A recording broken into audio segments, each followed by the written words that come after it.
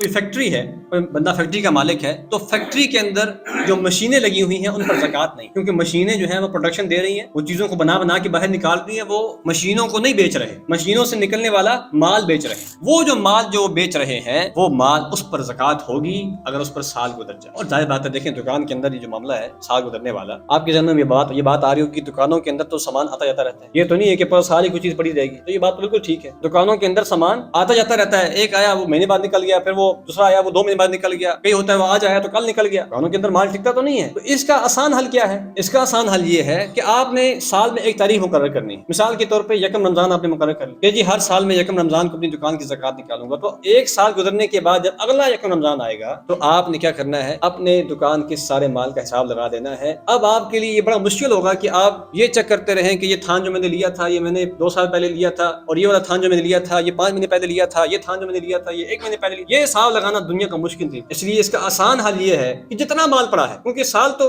نکلتا بھی رہا آتا بھی تو رہا ہے نا، مال نکلا ہے تو اس کی جگہ مال آیا بھی تو ہے نا، اس لیے وہ ٹوٹل جو مال پڑا ہوا ہے اس مال کی زکوٰۃ نکالنا یہ